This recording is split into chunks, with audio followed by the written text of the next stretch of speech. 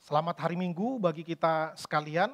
Selamat bulan Agustus ya. Siap-siap kita merayakan kemerdekaan ya. Hari ini juga akan dilayankan sakramen perjamuan kudus. Dan yang menjadi tema perenungan firman Tuhan bagi kita sekalian hari ini yaitu kematian yang menyelamatkan. Kematian yang menyelamatkan. Bapak Ibu, satu kali di Afrika ada seorang misionaris. Ketika malam hari dia dan keluarganya sudah terlelap. Lalu datanglah satu gerombolan bersenjata yang memang pemberontak kepada pemerintah yang sah. Lalu mereka masuk ke desa itu dan memberikan teror. Lalu menembaki rumah demi rumah. Kebetulan hari itu di sorenya ada kegiatan Sabtu ceria. Ya, Sabtu ceria. Maka cerialah. Lalu guru sekolah minggu yang mengajar anak desa itu menginap di rumah Pak Pendeta. Tidur di kamar anak Pak Pendeta yang masih kecil. Lalu tiba saatnya juga para teroris itu datang dari depan kamar memecahkan kaca dengan dipopor itu dengan senjata, lalu menembak di dalam kamar itu, dalam kegelapan. Mendengar suara tembakan, sang misionaris langsung ngumpet di kolong tempat tidur. Ya, Tuhan tolong, katanya. Singkat cerita, dia tidak kena. Lalu setelah rombongan teroris itu meninggalkan desa itu, dia mulai masuk ke ruangan demi ruangan. Mencari, tadi ada suara senjata di kamar sebelah. Lalu dia pikir jangan-jangan anak saya kena. Ternyata ketika dia lihat memang banyak darah. Ternyata itu guru sekolah minggu yang kena. Karena dia melindungi, dia memeluk tubuh anak Pak Pendeta dan guru sekolah minggu itu mati. Ya. Dia mati demi menyelamatkan satu anak. Ya, jadi satu untuk satu. Wah, ada banyak lagi kisah-kisah heroik lainnya yang memang orang dengan sengaja, dengan sukarela memberikan hidupnya untuk sesuatu yang dia sayangi, yang dia hargai. Itu tadi guru sekolah minggu. Melindungi anak muridnya di sekolah minggu. Di negara-negara semua punya kisah pahlawan nasional yang siap memberikan jiwa raganya, tanah tumpah darahku katanya. Siap demi apa? Demi kemerdekaan bangsanya. Walaupun gak tahu nanti 1000 tahun lagi bangsanya masih ada atau enggak. Ada banyak kerajaan-kerajaan di dunia ini yang populer di masanya lalu hilang tanpa jejak. Tinggal menjadi catatan sejarah.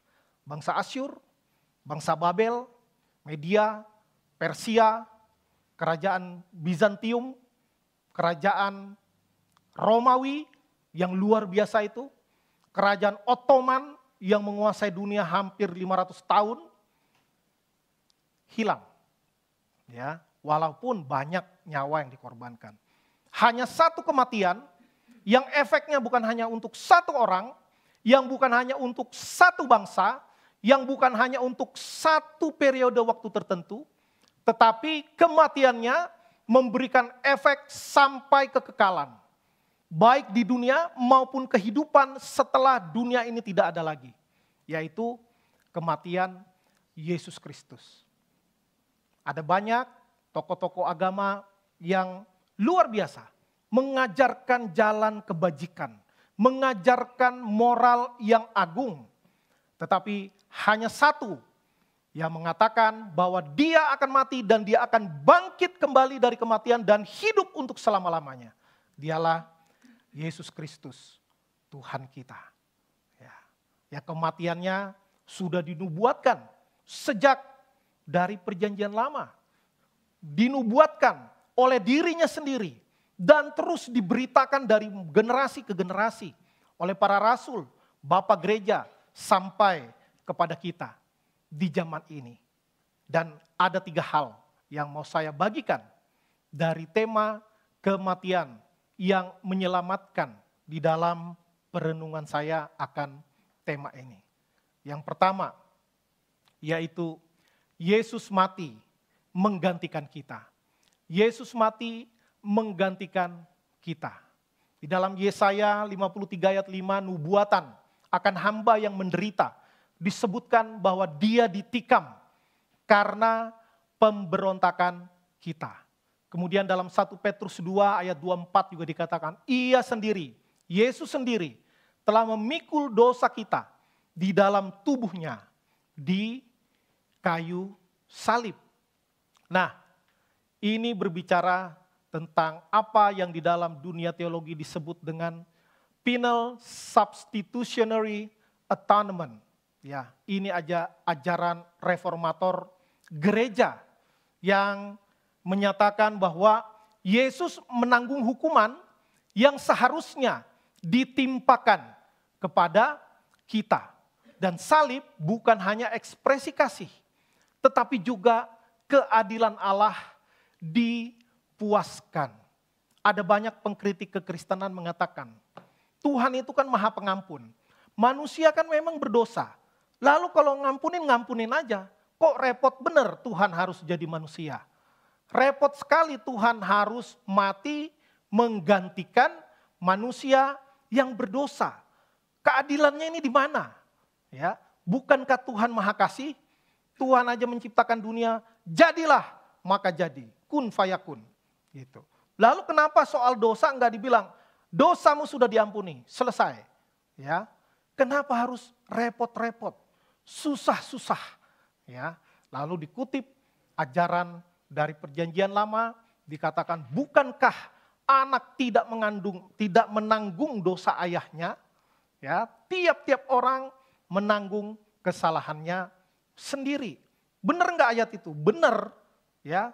Cuman harus melihat secara komprehensif. Ya, ajaran ini memang banyak diperdebatkan karena ini adalah tentang bahwa dosa tidak bisa selesai begitu saja. Tentu bisa, tetapi ada prosedurnya. Ya, di dalam Perjanjian Lama sudah digambarkan harus ada kurban, harus ada yang menjadi korban untuk menutupi kesalahan yang dilakukan oleh umat. Di dalam kitab Imamat, hewan-hewan dipersembahkan. Bagi yang mampu, ya pakai hewan yang besar. Bagi yang ekonominya kurang mampu, pakai burung juga boleh. Burung tekukur atau burung-burung yang sudah spesifikasinya sudah dijelaskan dalam kitab Imamat. Kalau mampu ya pakai kambing domba dan lain sebagainya. Memang istilah ini adalah, substitution ini adalah tentang penggantian. Maka Yesus harus mati untuk menanggung hukuman yang seharusnya dialami oleh orang berdosa. Dan ajaran ini seringkali disalahpahami yang mengatakan bahwa ajaran ini kedengarannya sadis, kejam, ya. Apalagi zaman semakin modern, zaman semakin romantis. Coba kita perhatikan, lagu-lagu gereja makin kesini makin romantis. Selalu tentang cinta, ku mau cinta Yesus selamanya. Lagu kita tadi, mengapa Yesus mati bagi saya? Kasihnya, ya karena kasihnya. Itu lagu pasti belum 500 tahun umurnya. Ya, abad 19, abad 20 itu lagu semakin halus, semakin lembut. Kata-kata itu jangan yang tajam. Ya, misalnya harga BBM naik, nggak boleh bilang naik. Harga disesuaikan. Ya. Lalu orang-orang miskin, nggak boleh bilang orang-orang yang kurang beruntung. Ya, pakai istilah-istilah lain. Maka kalau dikatakan bahwa Yesus harus mati untuk memuaskan keadilan Allah, Tuhan sadis banget sih, pengen dipuaskan murkanya. Ya, itu istilah-istilah pada zamannya. Ya, seolah-olah ajaran reformator itu hanya menitik beratkan kepada keadilan Allah tanpa memperhatikan kasih Allah. Padahal tidak demikian. Salib itu adalah ekspresi di mana kasih dan keadilan Allah bertemu melalui kayu salib. Kasih Tuhan dinyatakan tetapi keadilan juga ditegakkan melalui salib.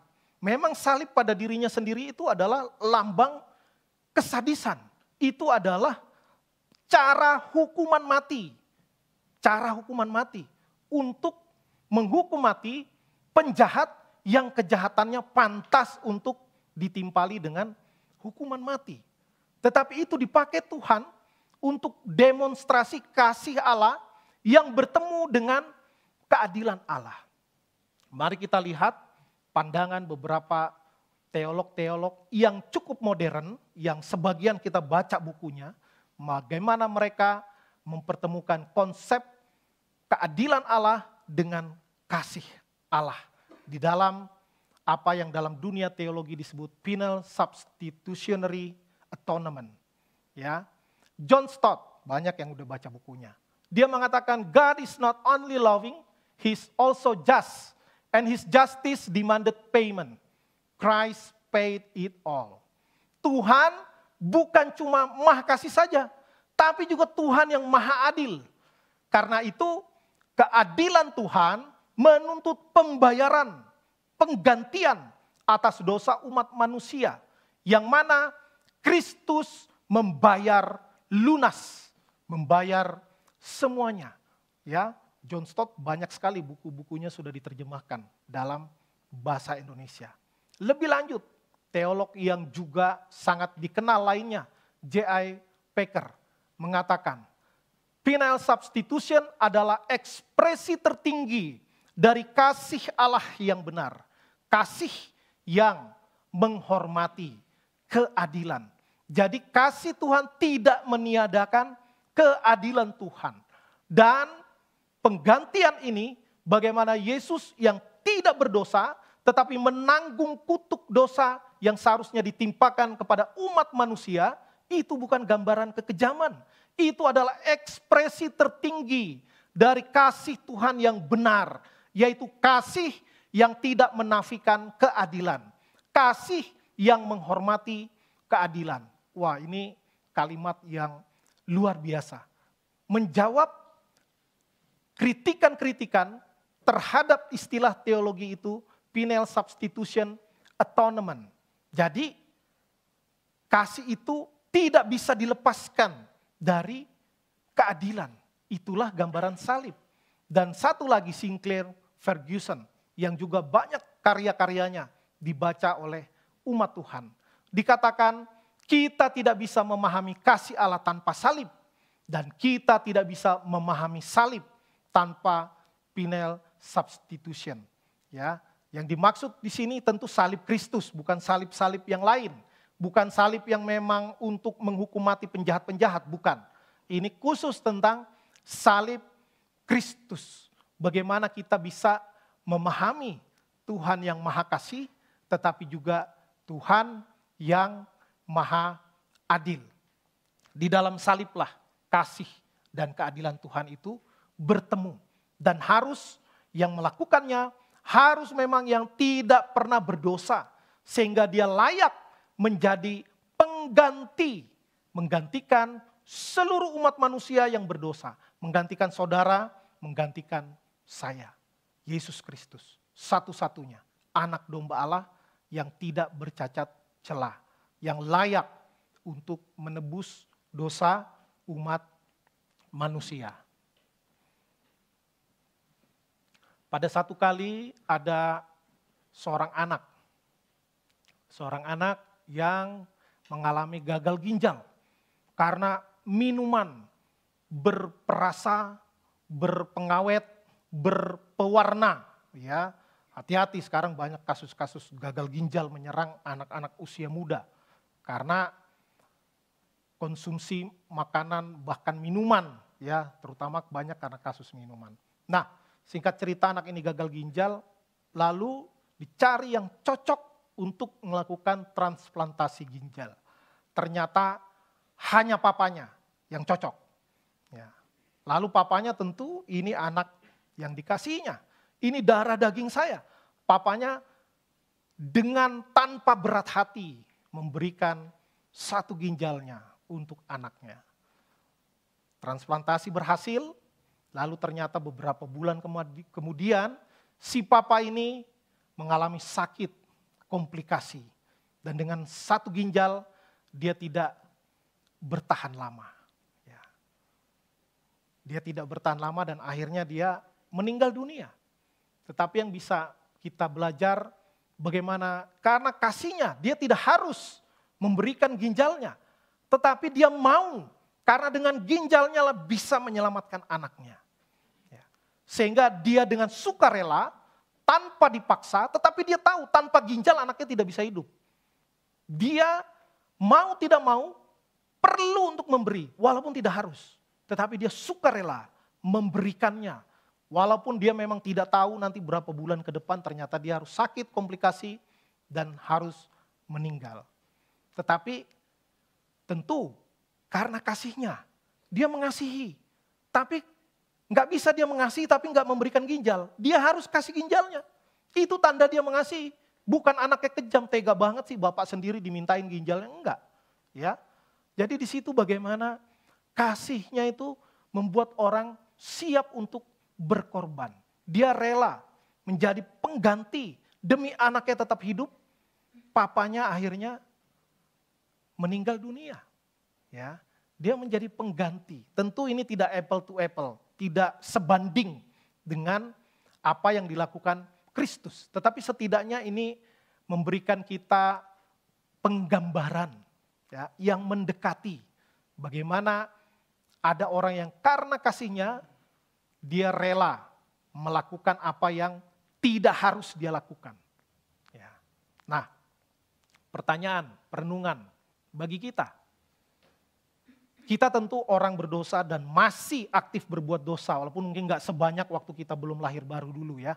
Nah, setiap kali kita berdosa, ingatlah ada darah Kristus yang saking mahalnya tidak ada harganya. Ya, bukan gak berharga, gak ada harganya. Kita sebut angka berapapun tidak bisa membayar darah Kristus, gak bisa. Ya, darahnya amat sangat terlalu mahal, tidak bisa dibeli. Dan darah Kristus itu tercurah di kayu salib untuk menggantikan saudara dan saya. Maka ketika kita berbuat dosa ingat, waduh Kristus sudah menebus saya. Ya, memang sih khasiatnya hebat untuk selama-lamanya.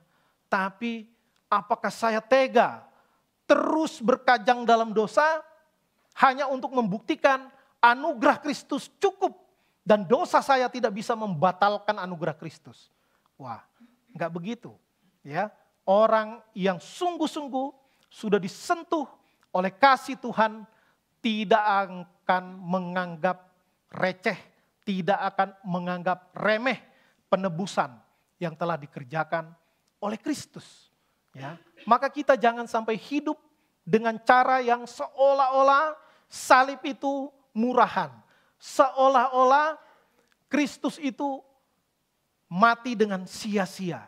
Ya, maka kita sedang meremehkan apa yang dikerjakan oleh Kristus. Hal kedua yang bisa kita pelajari dari tema kematian yang menyelamatkan, yaitu Yesus mati untuk mendamaikan kita dengan Allah. Yesus mati untuk mendamaikan kita dengan Allah. Di dalam Roma 5 ayat 10 dikatakan ketika kita masih seteru, diperdamaikan dengan Allah melalui kematian anaknya. Lalu di Kolose 1 ayat 20 dikatakan melalui dialah Allah memperdamaikan segala sesuatu dengan dirinya sesudah ia mengadakan pendamaian dengan darah salib Kristus. Pendamaian, reconciliation. Ya, ini dalam dunia teologi disebutnya demikian. Ketika manusia berdosa, maka itu bukan hanya membuat dia menjadi orang yang bersalah, tetapi juga akan menjadikan orang berdosa itu musuh Allah. Tadi dengan tepat digambarkan pakai kata seteru. Ya. Tuhan mati bagi kita ketika kita masih menjadi seteru, menjadi musuh Allah. Ya. Nah, kematian Kristus menjembatani jurang permusuhan itu. Jadi Allah adalah Allah yang maha suci, yang tidak mungkin menerima dosa, tidak bisa. Ya. Dan manusia tidak ada yang tidak berdosa. Semua manusia sudah berdosa. Dan begitu dosa masuk dalam dunia, terjadi keterpisahan antara Allah yang maha suci dengan dunia yang sudah rusak oleh dosa. Maka Allah mengutus anaknya yang tunggal untuk menjadi pendamaian, menjembatani jurang permusuhan antara Allah yang Maha Kudus dan manusia yang secara aktif melawan Tuhan. Itulah yang disebut dengan reconciliation, rekonsiliasi. Ya, tentu rekonsiliasi ini menjadi kata yang sudah umum dipakai di dalam kehidupan keseharian. Biasanya pihak-pihak yang bertentangan atau bermusuhan, entah itu antar pribadi, entah itu antar negara, ya, rekonsiliasi dan seringkali melibatkan pihak netral untuk menjadi penengahnya. Dan itulah yang dilakukan oleh Yesus Kristus untuk menjembatani pendamaian supaya manusia beroleh pengharapan dan boleh kembali kepada Tuhan. Ada satu cerita bagaimana seorang anak laki-laki dengan papa laki-laki, papa pasti laki-laki ya. Anak laki-laki dengan papanya, ini pembawaannya keras, bapaknya prinsipnya kaku sekali, dengan gaya yang old school. Ya, anaknya modern, pemikiran modern, tapi kerasnya nurun dari papanya. Ya, lalu dalam perjalanan hidup mereka pecah kongsi, ya, ribut. Anaknya bilang, saya bisa hidup tanpa papa. Wah, lalu mereka berpisah menjalani hidup masing-masing. Papanya bilang, kalau enggak kamu yang minta maaf duluan, jangan pulang ke rumah ini. Waduh, oke. Wah, laki-laki kata-kata harus dipegang. Lalu sama-sama memiliki gengsi laki-laki pada umumnya. Ya. Sampai satu kali papanya udah sakit berat sekali. Papanya teringat, ya untuk apa gengsi-gengsi kalau relasi tidak dipulihkan. Akhirnya papanya putuskan. Dia kasih tahu anaknya, papa mungkin tidak lama lagi hidup, datanglah. Datang. Ketika anaknya datang, apa yang terjadi? Berantem? Debat? Mengulang kembali argumentasi masa lalu? Enggak. Ya. Melihat si papa udah terbaring lemah, anaknya langsung apa? Langsung datang kepada papanya, dipeluknya, bertangis-tangisanlah mereka. Ya. Karena apa? Karena kesadaran duluan, kerendahan hati duluan. Kadangkala itu relasi diselesaikan bukan dengan penjelasan komprehensif dulu, enggak. Tapi dengan sentuhan kasih yang bisa dirasakan. Tentu kasih yang tulus ya, bukan kasih untuk demi bikin konten, bukan. Ya. Kasih yang tulus, yang dirasakan. Papa dan anak ini mengalami rekonsiliasi tanpa di depannya dengan penjelasan-penjelasan, pembelaan, pledoi dan lain sebagainya, enggak ada. Ya. Langsung itu pelukan, langsung baikan, ternyata papanya pulih lagi, lalu mereka jalan-jalan di taman. Baru mungkin di-spill tipis-tipis ya, dulu gini ya, papa dulu masih papa muda lah, emosi tinggi sekali gini-gini. Anak-anak juga ya, saya juga bergaul dengan teman-teman yang keras kepala. Kata papanya, keras kepala kamu nurun dari saya. Ya. Tapi rekonsiliasi terjadi ya, tanpa banyak retorika, penjelasan, argumentasi. Tapi dengan kasih yang dinyatakan dengan ketulusan, maka itu bisa menjadi jalan pembuka yang sangat efektif. Ya. Maka seringkali, ya, misalnya hubungan suami istri kan suka panas dingin ya. Enggak ya, cuman keluarga saya doang yang gitu ya. Ya. Seringkali itu makin dijelaskan makin gak jelas. Ya. Makin dijelaskan makin gak jelas. Makin mau dicari kebenaran, makin ribut. Ya. Dan seringkali dengan tindakan-tindakan kasih itu meredakan dulu. Karena apa? Yang ini membangun benteng, yang ini juga membangun benteng. Ya. diadu benteng dengan benteng. Paling banter remis dia hasilnya. Nggak ada yang menang. Ya. Satu bilang kau yang salah, satu bilang kamu yang salah. Satu bilang kau enggak tunduk sama suami, satu bilang kau enggak mengasihi istri. Ya. Semua punya ayat. Tapi seringkali nanti dengan apa? Dengan perubahan sikap, perubahan cara pendekatan.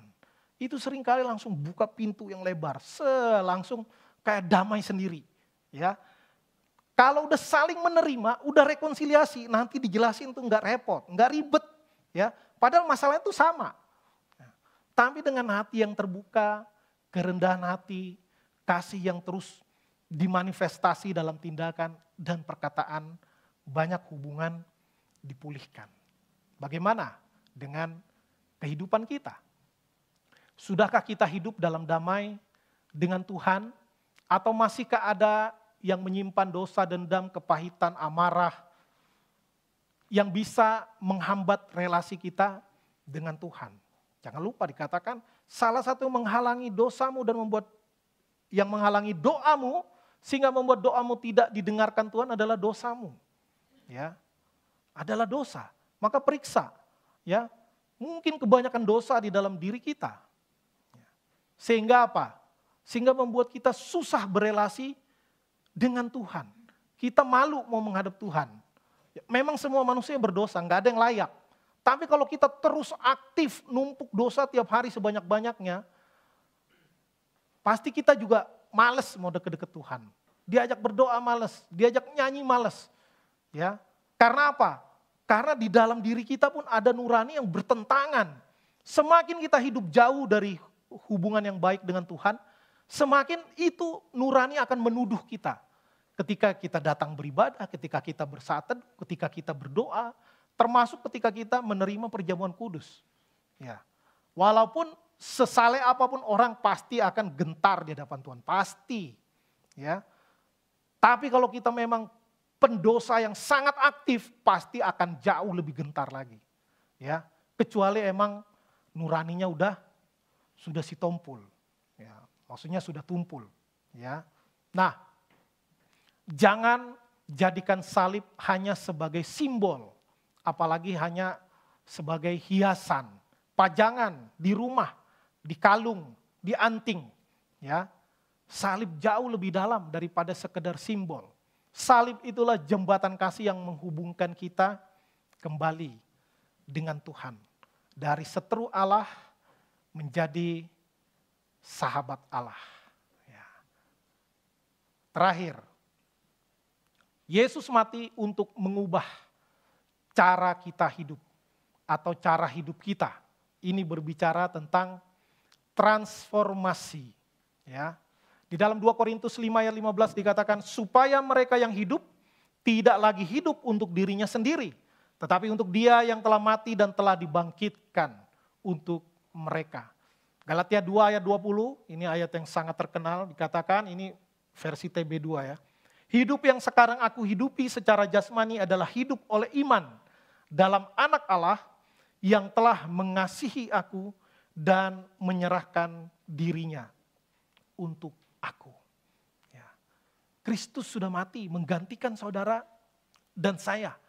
Maka sudah seharusnya menjadi konsekuensi logis ketika kita sudah ditebus oleh Kristus, maka kita menjadi milik Kristus.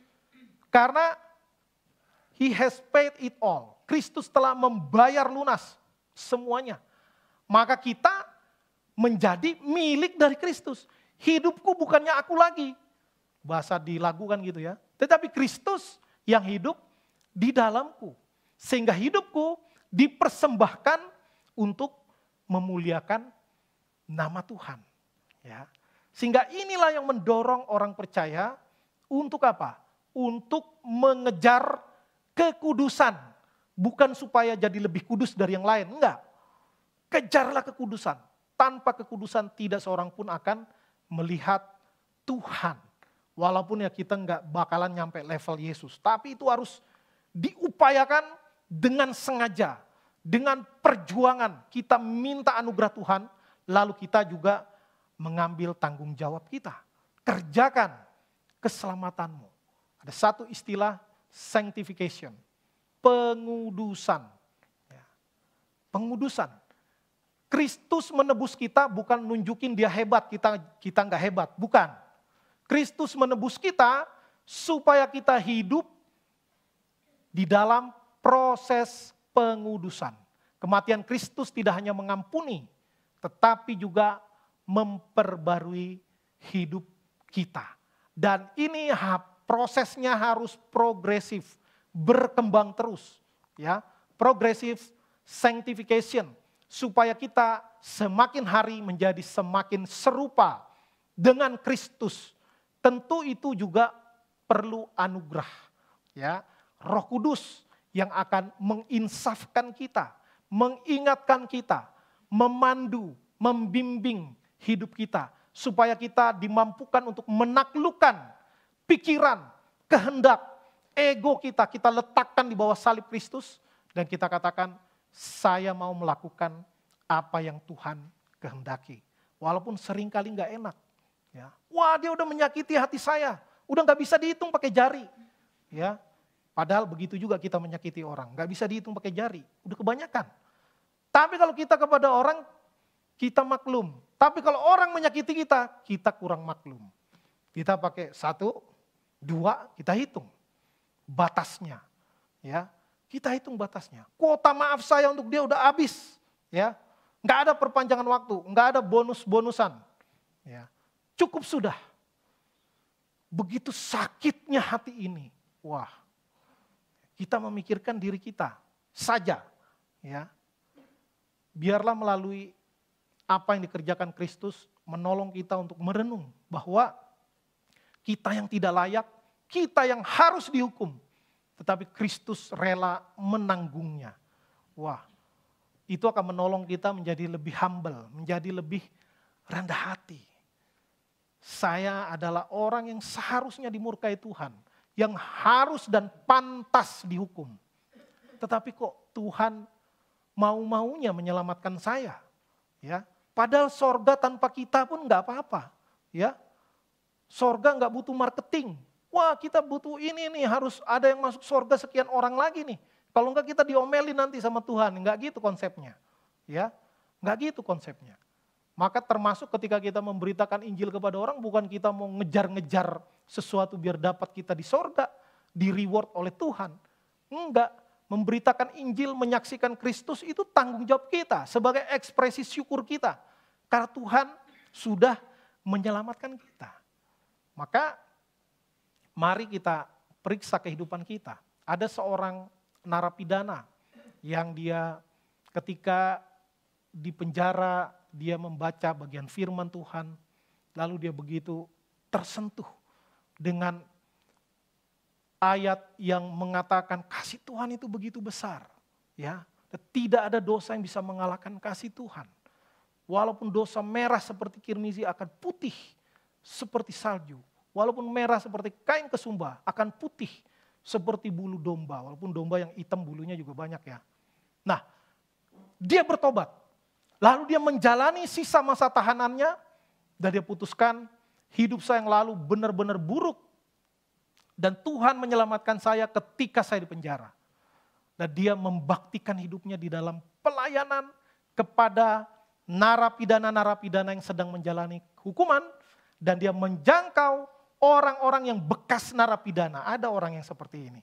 Saya ada kenal orangnya juga. Ya, dia bekas narapidana dan dia menjangkau orang-orang yang di dalam penjara. Dan dia melayani Tuhan dengan kesadaran penuh bahwa hidup saya ini benar-benar gak berguna. Saya sampah masyarakat. Tapi Tuhan ambil saya dari tumpukan-tumpukan sampah itu. Dan dia menjadikan saya berharga. Dan saya berharga bukan karena saya. Saya sekarang melayani bukan karena saya mau tebus dosa. Saya gak bisa tebus dosa.